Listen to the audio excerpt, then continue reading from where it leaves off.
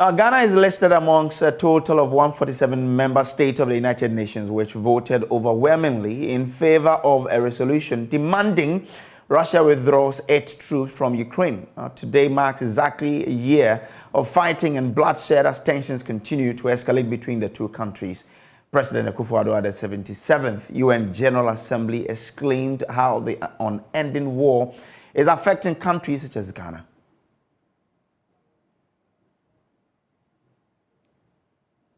By 2021, COVID-19 had pushed Africa into the worst recession for half a century.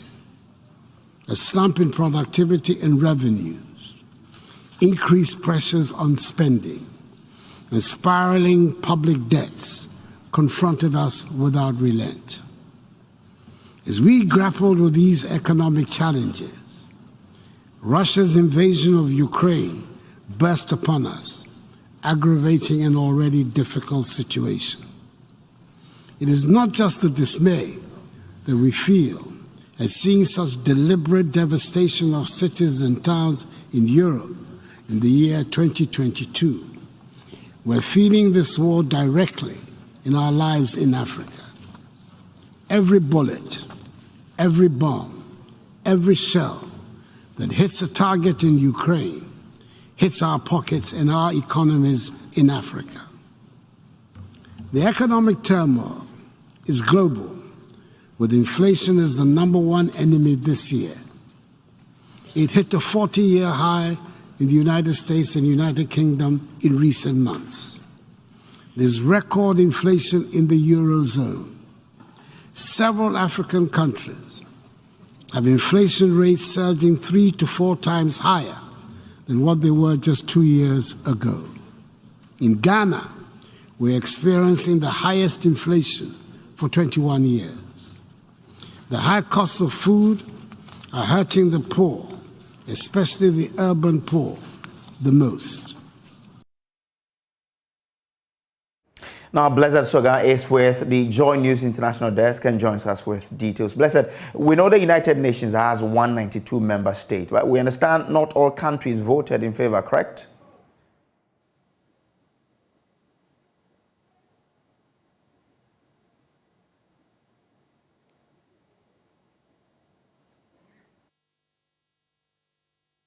Mute so we can hear what you're telling us, and let's understand why not all the countries of the United Nations, voted in favor.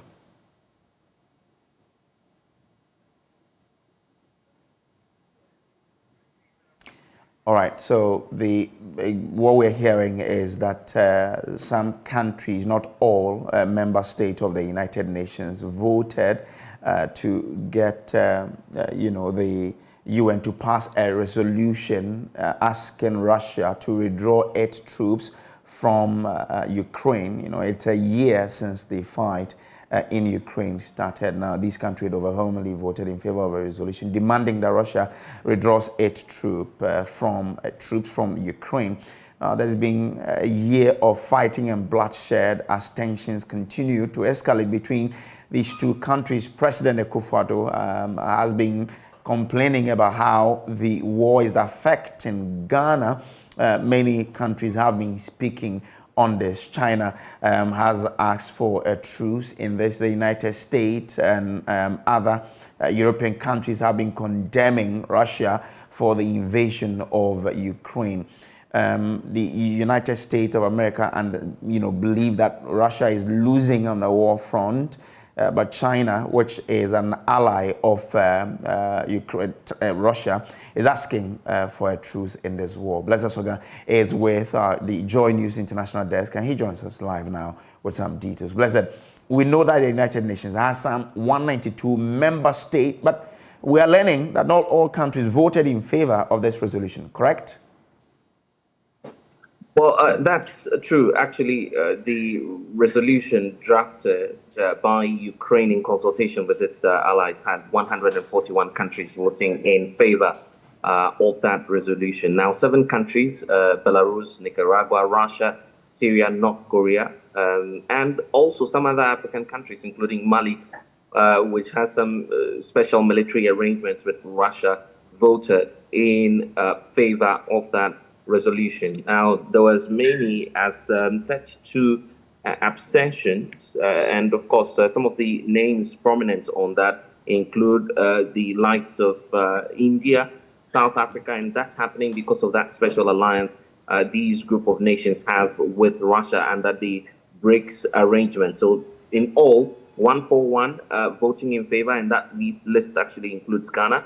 Then we have 7 abstaining, and obviously we know that would have Russia, Syria, and North Korea on that special list, and Mali as a result of that special arrangement with the Russian military forces. So in all, that's how the picture is looking like. But for other African countries that are voting against or abstaining in all out of the arrangement, we have South Africa on that list because of the BRICS. And that's what we know so far about the resolution.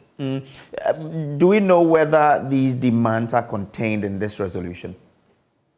Well, basically, the resolution is asking for a withdrawal of the Russian troops with a call for some, quote, comprehensive, just, and lasting peace, given what's happening when it comes to the Russian-Ukraine war. The resolution is also adding that it will constitute a significant contribution, by strengthening international peace and security, if we have all of these countries coming around and reaffirming their support for Ukraine's independence and territorial integrity. But it appears this resolution is not binding. Why so? That's simply because what's happening now does not have the full backing of the UN Security Council. Looking at the Chapter 6, 7 of the UN Charter, obviously the UN Security Council, but the architecture of the UN has an upper hand in determining such matters. Once Russia has vetoed their position at that level, whatever decision is being taken at this level will simply remain one of those normal diplomatic tools that 141 countries will recognize. But as to the implementation or making it effective, there'll be a challenge simply because of the abstention of China, which is also on that UN Security Council, and Russia itself, which will always veto whatever decision that will be taken at that highest level. This explains why, of course, you have some of these member states adopting this resolution just as a way of sending that message across to the Putin regime. Now, given the effect of the war on Ghana, some international partners are pledging support for the country. Let's start with the United States government. Well, the U.S. is very firm on that belief that Putin is losing the war. In fact, the United States ambassador to Ghana, Ambassador Palmer, Virginia, indicated in a statement that they are putting in place some mitigation measures to the tune of $2.5 billion, which is being set aside by the U.S. government in support of countries such as Ghana and other African nations that are being affected by this war. We can listen to it. Today marks 1 year since Russia launched its brutal, full-scale invasion of Ukraine. Russia's horrifying violence has killed thousands and destroyed entire cities. Here in Ghana, Putin's war has driven up prices for fertilizer, food, and fuel. Ghana has been a real leader on the UN Security Council, standing firm in opposition to Putin's unprovoked invasion of Ukraine. Putin and his enablers believe that might makes right, but they're wrong. They're losing. Since last year, nations of the world have united to stand strong with Ukraine. We cannot let a small country get stomped on by a larger neighbor. If Russia stops fighting and withdraws, the war ends. If Ukraine stops fighting, Ukraine ends. The American and Ghanaian people stand proudly with Ukraine. We stand for freedom. We stand for democracy. We stand against bullies. We are united with Ukraine. Now, for the European Union, they are pledging some 1.6 billion euros to ensure what they describe as food security. Being the European Union, we have undertaken to alleviate the consequences, especially when it comes to food security, of the blockade organized by Russia. I think it's very important to remember that Russia organized the blockade of exportation of grain and fertilizer from Ukraine, and this is one of the causes of the huge impact at international level of the cost of food, staple and fertilizer. And the European Union has organized what we call EU lane, safe lane, in order to maintain the exportation of grains and fertilizer, besides the UN as well, who have engaged in the so-called Black Sea Initiative. Black Sea Grain Initiative. So while condemning the invasion, while supporting the Ukrainian state to face the aggression, the European Union has maintained its attention on other aspects of the conflict or the consequences of the conflict, which can impact the international community, especially Africa. And I have to say that when it comes to Africa, the European Union has, on top of that, mobilized 1.6 billion euros in terms of food security for the most affected region. Horn of Africa, Sahel region, Southern Africa, and Ghana benefited out of it as well. The Munich Security Conference is just rounding off, and that dominated discussions, the war. And what's unique to us here in Africa, and especially Ghana, is about the intervention that was made by our president and his commentary on what's happening between Russia and Ukraine.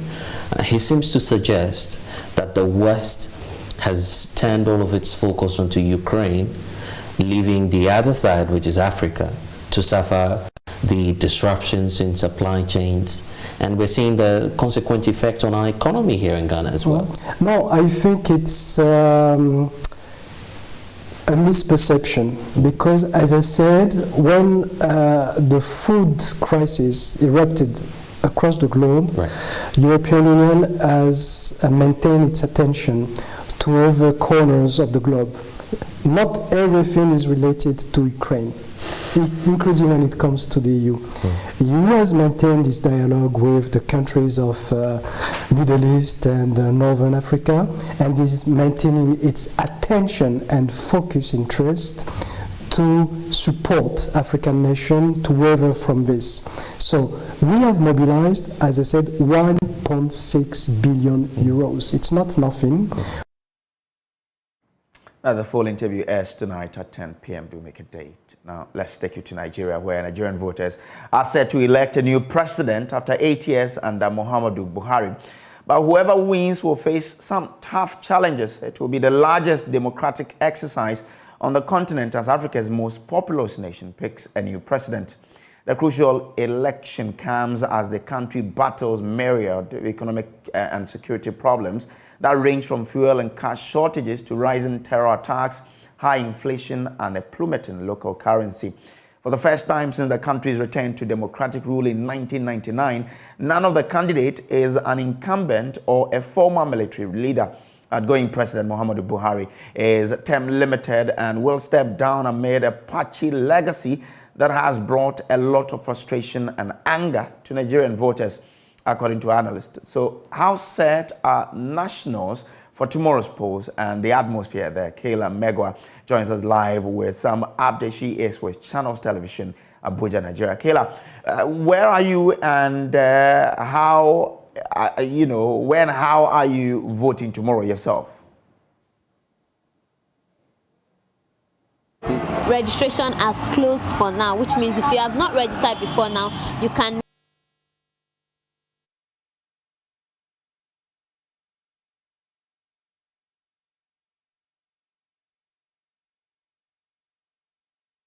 I'll follow what you're saying.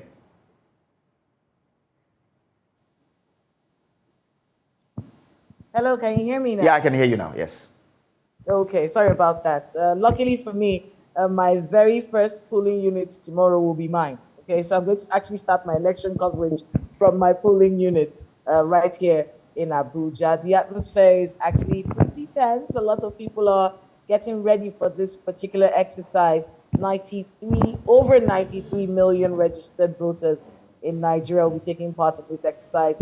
Here in the nation's capital, about 1.5 million people will be taking part in the exercise.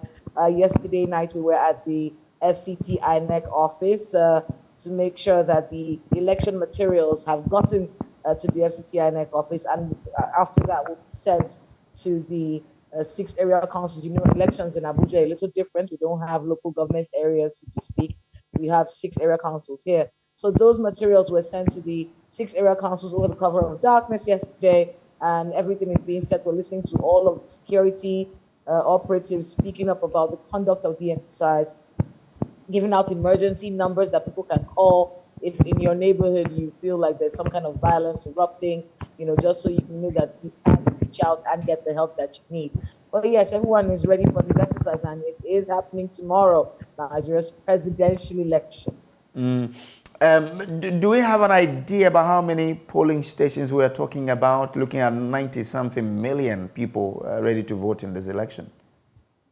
Actually, we're trying to get that figure between yesterday and today. I'm trying to see if we can get that today. When we do, we'll get that first to get the exact figure, but I can tell you thousands. We're talking about thousands of polling units all across the country. Thousands of millions of people are going to be a part of this exercise. So the sheer magnitude of it requires a lot of updating. You know, we did hear that there are some places where there are no polling stations, about 240 places where there are no registered voters, actually, and so there are no polling stations in those areas. 240 areas, you know. So while that is being sorted out, thousands of polling stations across the country to cater to these millions of voters. Remember, this particular election is the one that has an additional 13 million registered voters. Only for this exercise, an additional 13 million registered voters, 70% of which are young people. So this is one of those elections where we're going to be looking at how this 13 million additional voters, you know, make themselves known. How do we see their presence at polls, you know, tomorrow? Okay. So it's going to be one of those exercises where we're watching to see how it all plays out. But 93 million voters getting ready to cast their votes in Nigeria's presidential and National Assembly elections tomorrow, the 25th. The last day before the election day tomorrow, what's the mood in town like? Well, right now, officially, we cannot show pictures of any political party anymore. From midnight yesterday, that ended. At least that's for us journalists and for broadcast stations. We can't take names of any party or show any party logos or anything. That's the rule here. So, you know, 24 hours before the election. So since yesterday night, no more. The last campaigns happened yesterday. So for now, we're focusing on the exercise. The mood in the city, a lot of people are looking forward to casting their votes. This is a very tight race, keenly contested by a lot of, 18 presidential candidates, and their vice presidential candidates as well, but 18 presidential candidates. And Nigerians would like that opportunity to actually cast their votes without fear, knowing that it's seamless and knowing that their votes actually count. So with the BVAS machine that has been created, with the Electoral Act that has been signed, with all of this mobilization, with constant communication from the electoral umpire, Nigerians want to be able to do this tomorrow and know that it will count. So at least the city of Abuja, where I'm at, a lot of people are really looking forward to this exercise. Remember, this is the seat of power.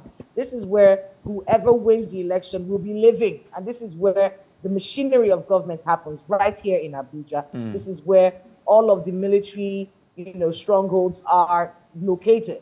So this is a very crucial city. It's one of those places where everyone knows that government is in charge of this place, but we also want to be a part of the process. So in Abuja right now, a lot of people are looking forward to this exercise, want to be able to cast their votes at the presidential and national assembly elections tomorrow.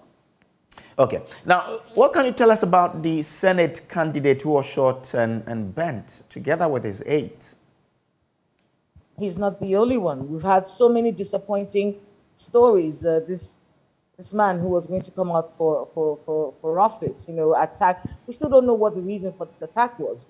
The investigations are still ongoing, but very disappointing situation. And it's one of many disappointing situations that we've seen in the run-up to this election, whatever political rivalries people have been having. And this is something the election umpire has been trying to explain. The president has said this over and over again. We've heard security operatives talk about this. no matter what your political ambitions are, it shouldn't result in senseless violence. And the killing of this man, although we don't know what the actual story is, the investigations are going on, but of course it will be connected to a political situation. And it's one of those situations where we're thinking, why is this happening? How can this continue to happen? How can we have free and fair electoral processes when people are afraid to actually come out and say, I'm going to run for office for fear of what your political opponents would do?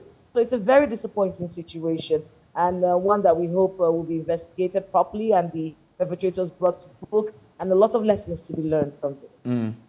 For us in Ghana, I mean, the presidential election is won by someone who would attain 50% plus one of, the vote. How is it like in Nigeria? Especially, and again, in our parliamentary, it's just a simple majority.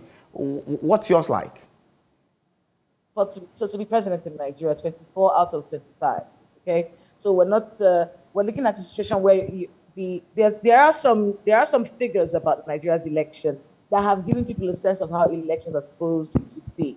We don't operate a simple majority here. It's 24 out of the 25, and then there are particular zones in the country that we've seen over time that people have to win to become president. For instance, nobody has ever been president of Nigeria democratically without winning the North Central Zone. So that's where a lot of the campaignings have been going. No one has ever won an election in Nigeria without winning a particular area or any area in the southern part of the country.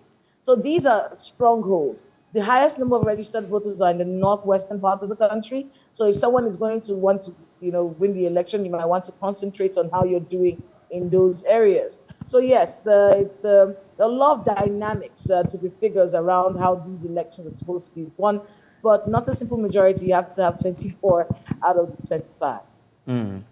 Interesting. We'll be keeping in touch with you, for update on this particular election, but we'll show the best, you and every Nigerian, Kayla. So that's Kayla Megwa. She is with Channels Television in Abuja, Nigeria. Now, Congolese politician and independence leader who served as former Prime Minister of the Democratic Republic of the Congo, Patrice Lumumba, has been adding his voice to many others who are urging peace in tomorrow's election in Nigeria.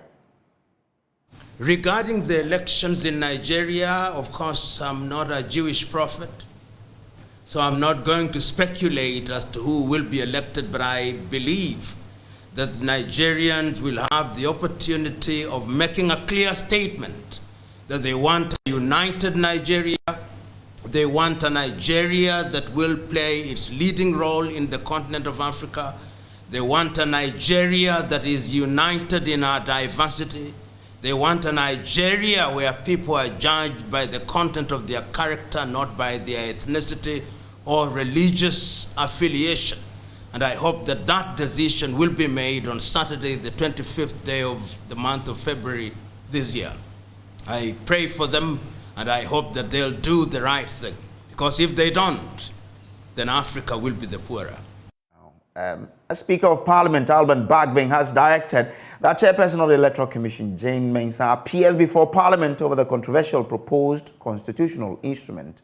The EC was represented in Parliament Thursday by Deputy Commissioner Bosman Asari, but was opposed by the NDC group in the House, prompting some disagreement as Parliament sat deep into the night. We will hear from the Speaker shortly. First, listen to Minority Leader Dr. Kaysala Tuforson insisting that the chairperson makes an appearance herself.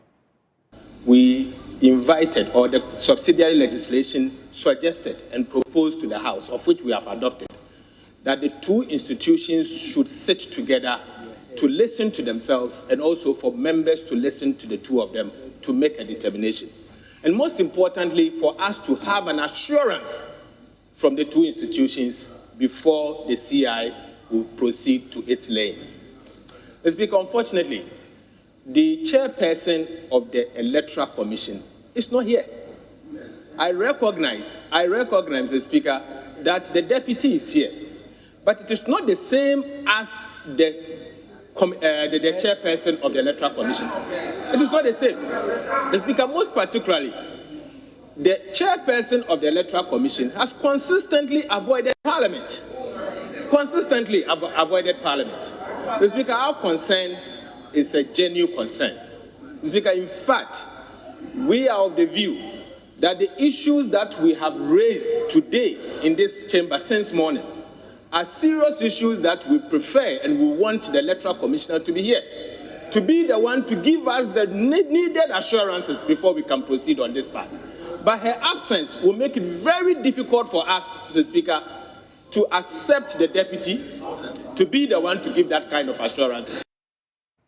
Majority Leader Oseche Mensah Bonsu explained that the invitation sent out to the EC did not specifically request that Madam Jane Mensah herself appears before the House. The invitation was to two institutions, and that his preference and the preference of the majority is that the two institutions should be represented by their heads. The chairperson then gave an indication that the invitation indeed was to the institutions and not to the chairs. We can now hear from the Speaker, who says the new CI has serious implications and therefore the EC chairperson herself must come before the House. Deputy chairperson in charge of operation is quite high enough, but he cannot be given the assurances that the chairperson will give. In the circumstances, I will be compelled to adjourn the House. We will insist that the EC be represented at the highest level. And together, we'll find solutions to this. It's very, very important for the peace, the security, and the development of this nation. Now, NDC Regional Youth Organizer for the Bono region, Charles Tufo, is asking the Special Prosecutor, Kisi Ejabeng, to investigate the continuous stay in office of Commissioner General of the GRA, Reverend Dr. Amisha Dai Osu Amwa. Charles Tufo contends that the GRA boss is still in office despite the expiration of his post-retirement contract in 2021. According to the petitioner who spoke to JoyNews in Parliament, he suspects some corrupt activity may be happening. I think the President gave a statement through the Deputy Finance Minister that because of how choked our system is, he's not going to allow anybody to overstay his or her mandatory retirement time or age. And this man have overstayed. And the President was the one who appointed the person. So how do I go back to the President? If he wasn't comfortable with the man, by now he'd have gone like Mr. Kovinti. It was less with about 2 years, but they asked him to go. And I cited Domelevo, the Auditor General. They calculated accumulated leave and forced him to go whilst he was doing well. Colonel Damois, I can go on and on and on, and other people, even including the former IGP. People were willing that the President will extend his stay, but they asked him to go. And the young men are in the queue looking for jobs. So somebody must go for someone to take over. So I'm just pleading with the President. Let me use your medium and encourage Mr. Ejabeng to expedite action on this investigation. If nothing was wrong with the system, I think by now the man should go by now. And not him alone, Julie Esiam as well, in charge of the small service department, almost 2.5 years now. What is she doing? The President said unless the person has special skill that we can't even get one to replace him in Ghana, unless the person with that qualification, else the person must go for someone to take over. So he should live by his word. That is all. And because I've asked them to do investigation, because I'm suspecting maybe there's some kind of corrupt practice going on between maybe the finance ministry and this man, else they won't allow him to stay by now. Now, fishermen at Jamestown and other coastal parts of the country are lamenting the continuous dumping of plastic waste in the ocean. According to the fishermen, the practice is gradually making them catch more plastics instead of fish, and this is affecting their livelihood. Here are excerpts of our Hotline documentary, A Sea of Plastics. The rubbish and properly dispose them. They wait until it's raining and then they pour them in the gutters and the lagoon. Once upon a time, it was the habitat for aquatic life mainly tilapia, mudfish, crabs, and shrimps. What remains of it today are sachet rubbers, empty plastic bottles, and other types of solid wastes.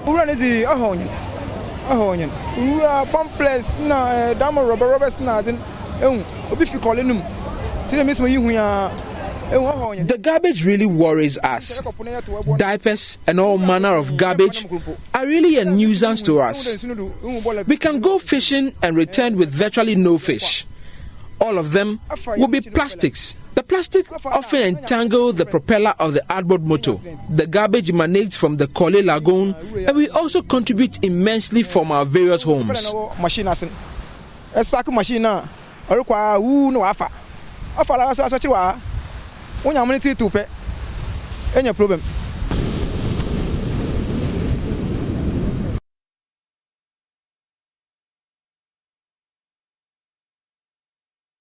The documentary airs on Monday at 8:30 a.m. on radio and 8:30 p.m. on the JoyNews channel. Do make a date. Now, it's very common to see heaps of oranges rotting by the side of the road in the Abra Asebu Komankese district.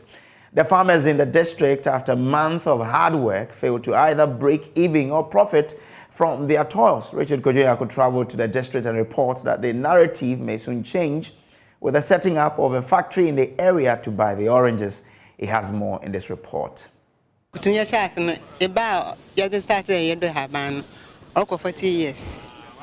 We started this farm when I gave birth to my first son. He's almost 40 years. When he was 36, my husband passed on, and so it became very difficult for me to manage the farm. 60-year-old Araba Ayidana has been farming here at Nyamidom for more than 4 decades. In those days when she started, the citrus was like gold. It served her well. I managed it small, and I was told by my son that there was a factory that was springing up to help us manage our farm. I told him to help me so I could cater for the children. As years grew by, she lost hope, lost almost every interest she had in the citrus business.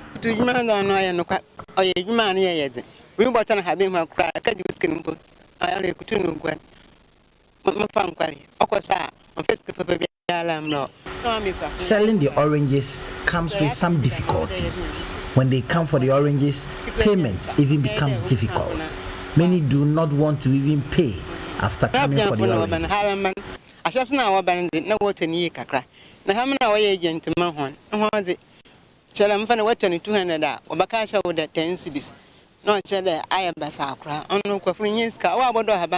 When it happens like that, you become disillusioned. If the factory will help, it will be better than allowing the oranges to just rot by the roadside. The people that act as agents for the buyers really cheat us. Sometimes you're unable to break even. You run into losses and unable to pay the people who carry the oranges to the roadside and weed the farms. It's been 15 years my husband passed on, and it became difficult for me to manage things.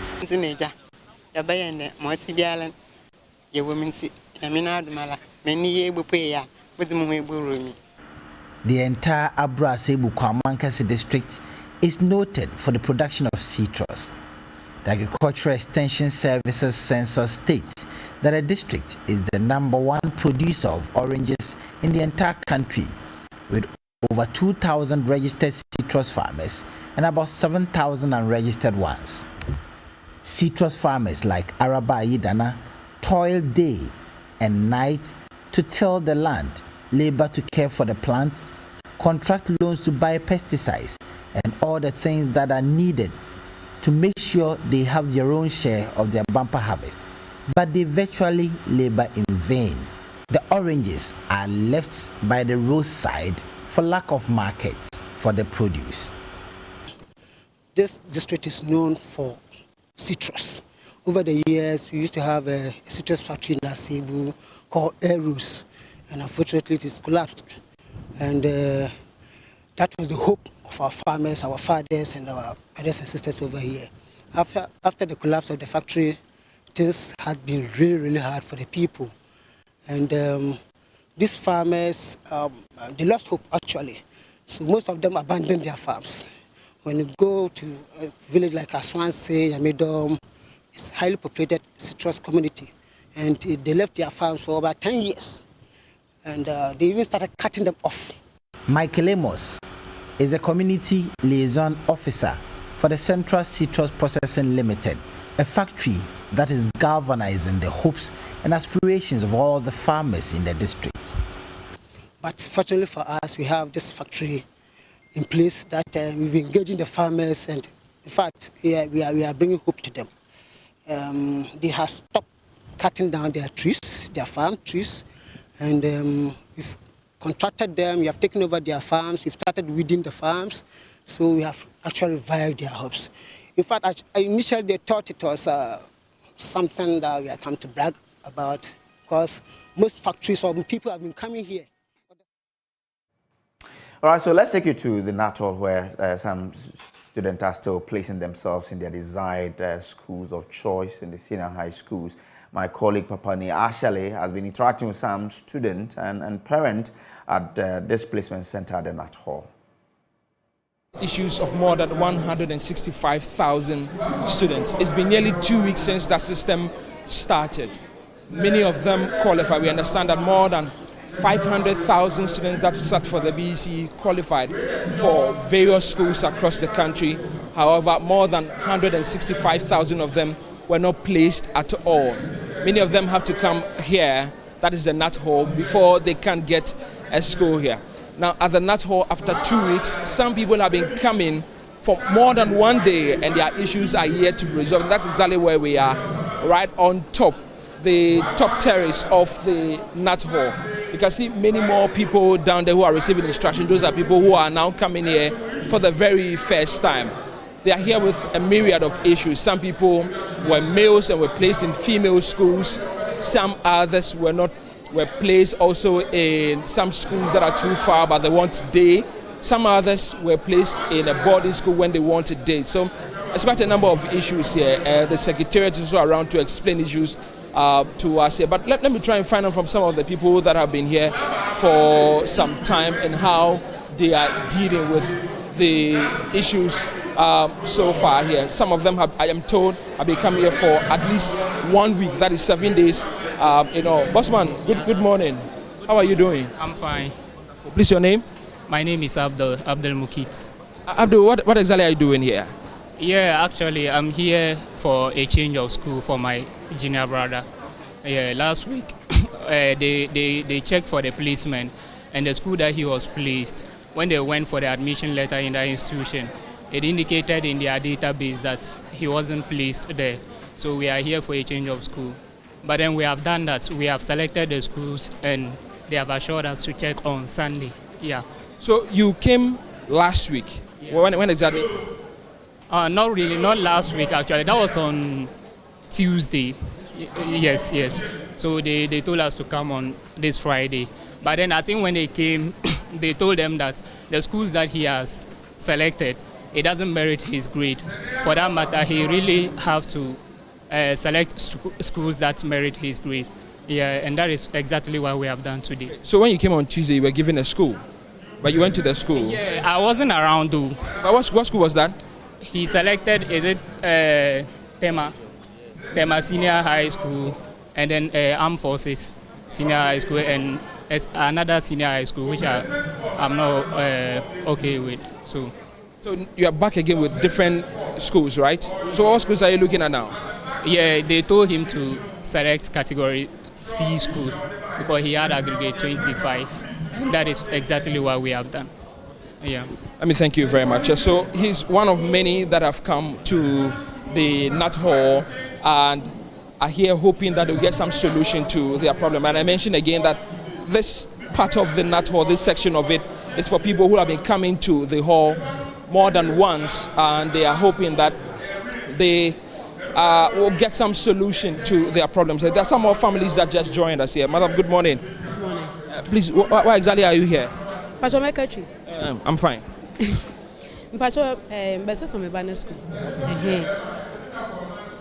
Yeah, so I'm school. Yeah, but I had on Monday. And I'm going to say, you been your result a yenra. But you hold my entry, internet man, they are some folk I had a barber say, Yamebe Adoma. Bahada Ben. Monday. Okay. And I was a Bahabium. And one may have a media, but a bonfire said Neddy. Be able to dinner. So that's great. So she's been telling me in tree that she was here earlier with her complaints, but she's tried to check on the portal and that hasn't been resolved. It seems that it hasn't been resolved there. They are not alone, but they have the option of choosing some new schools in addition to that. There are quite a number of people here, but compared to the general number of people who are at the Nat Hall, let me finally engage a few of them, and then we can talk to the coordinator who's in charge of the placement for the free senior high school placement here. Good morning. How are you doing? I'm good. What exactly are you doing now? I'm changing my school. Why are you changing it? The school I got was very far. Okay. Yeah, so I have to change it to a school that's closer to me. Okay, so but this is not the first time you're coming here? No, this is the second time. When was the first time? Monday. Monday? Yes. Okay, I see. So when you came, it wasn't resolved at all? No. They took our delegates, but they never called. I see. Wonderful. I'll try and find some answers from the secretariat for you. Their numbers were also taken, but no solution yet. You are also here, right? What schools are you choosing now?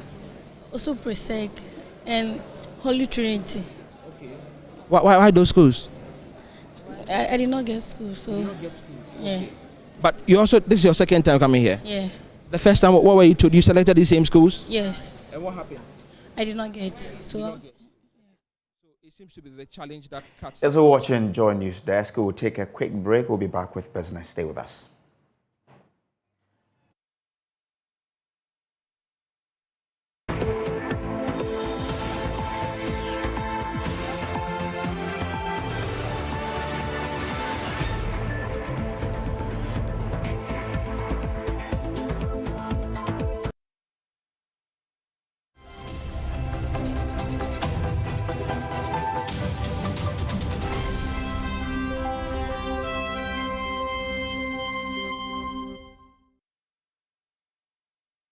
Hi, welcome to Business. My name is Darryl Kwao. Zenith Bank Ghana, in partnership with the World Trade Center Accra and Alibaba.com, has launched the Alibaba Global Seller Training eCourse Masterclass. The training session is intended to equip small and medium-sized organizations with the needed insight to promote their businesses on the platform. There's more in this report. As part of Ghana's quest to boost revenue from export, it has become important to leverage technology to maximize the country's exports. The Alibaba Global Seller Training eCourse Masterclass will train startups on how to list products on e-commerce platforms. Speaking to Joy Business, Divisional Head in charge of marketing at Zenith Bank, Kwame Adade, said Zenith Bank is committed to supporting SMEs maximize their full potential and expand to global markets. Realized at Zenith Bank was that apart from the problems that sometimes SMEs face with facilities, they also face problems in accessing markets. You know, their reach in terms of making themselves visible is not always there. And we felt that if we're able to come on board with Alibaba, we'd be able to help them reach out to the greater space outside, even beyond Ghana, so that we can also help our SMEs grow beyond this particular country. There's a market in Ghana, there's a market out there as well, so we just felt that we needed to help them access it as well. And it also brings in much needed effects for the country. Executive Director for World Trade Center Ghana, Edem Yewuche, said it was time for the African market to benefit from e-commerce platforms by listing their products instead of just buying from such platforms. Technology is enabling a lot of business opportunities that previously may not have existed. You are able to interact and transact business with people all over the world with just the click of a button. And it was, in my opinion, an injustice that users in Africa could use the platform to import, but couldn't use it to export. It has always been possible to import on Alibaba.com. It means you can spend your money there, but it was not possible to earn money there. And that is why when we started to engage with Alibaba, we committed a lot of resources and we leveraged our global network to put some pressure to ensure And Alibaba was more than willing to come to the table to negotiate. Deputy Director of the Ghana Export Promotion Center, Abdallah Banda, advised SMEs to keep themselves abreast with required product standards to be able to access other markets. To go online, to have a presence, you need to streamline certain activities to be able to present. Your packaging should be nice, all right? You should have a good packaging and branding. And at GEPA, we have consistently tried to assist SMEs when it comes to packaging and labeling, when it comes to brand presence. We try as much as possible to assist them to be able to take advantage of our services. The training session, which will last until the 9th of March at the World Trade Center, Accra, will see various experts take participants through practical training sessions on listing a business online. And that's business. Up next, Tech Talk with Kobe, Spike, and Kuma. Stay tuned.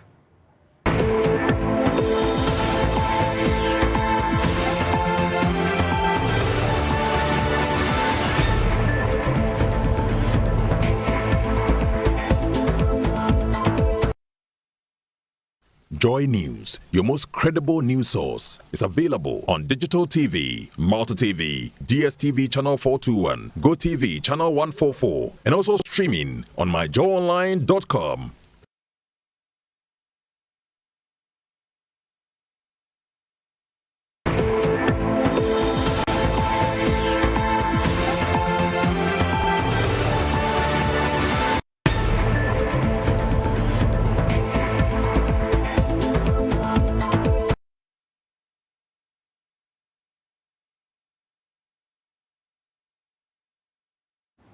So let's talk about tech. Kobe Spiky in Kroma is with us now. Kobe, so what are we talking about on Tech Talk today? Kobe, kindly unmute for us so we can hear what you're telling us. Yes. So, you know, automotive technology is as great as any other technology that has come because it's one that gets us from point A to point B, and it evolves so quickly. At first, when you sit in the car, all you have is your radio and your cassette player. But now, almost every car comes with a screen to entertain you, to keep you not bored, or your passengers, and as a driver, to also give you a lot more information than you were privy to before. Now, guess what? If you are unlucky and you bought a 2023 model Mercedes-Benz E-Class, you're in for a shock because the 2020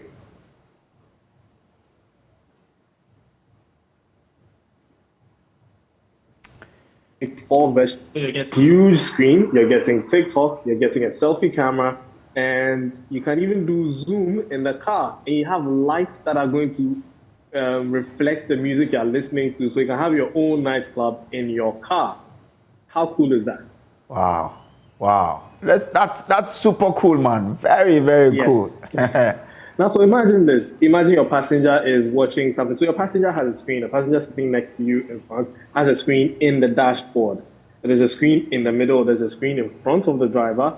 And you get to, so that the passenger can watch anything while you're driving.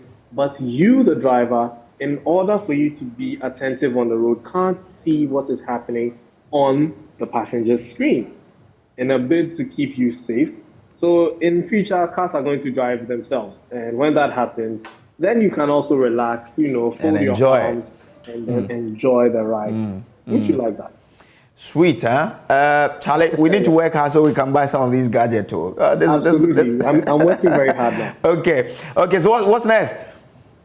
So what's next is that if you know that you are not buying software, you're always downloading pirated software, you need to be careful because now hackers are putting malware in these pirated software. So for instance, Mac computers have always been known to be secure, but now hackers are putting software or malware in the software that people are downloading illegally to mine cryptocurrencies. Now, this is bad for your computer because it will be causing it to run, more than it should and burning out the computer eventually. And you can't tell because the malware is so smart that when it notices that you're looking for it, it kills itself. So, a lot of the time people find malware by looking at the activity monitor. Now, these malware now are so smart that the moment you open the activity monitor, it will close itself. So people downloading Final Cut, Logic, and all those Microsoft Office software from torrent sites, beware, because all these softwares now have malware in them. Okay, all right. Kobi, before we go, okay, so maybe that's all in tech talk today. Yeah, or there's something else we need to know. Oh, well, if you want to know more, I always have more. So, Signal is one of the most secure messaging apps in the world. Signal is saying that they're going to leave the UK because there's a safety bill that is said to undermine the encryption technology. Now, governments around the world are asking for access to be able to read people's messages in case of anything that is deemed as a risk to the nation or to the state. But these service providers are saying that no, they're not going to give that access. They're not going to reduce the security of their apps to give governments access. And Signal is one that is threatening that they'll leave the UK if their encryption is compromised. Okay, all right. Kobi Spikey Nkrumah, I'm grateful that you could join us for Tech Talk today. Enjoy your weekend. So that's how we wrap up today's bulletin. There's more news on myjoyonline.com. My name is Samuel Kojo. Brace, thanks so much for your company. Let's meet again at 12. Good morning.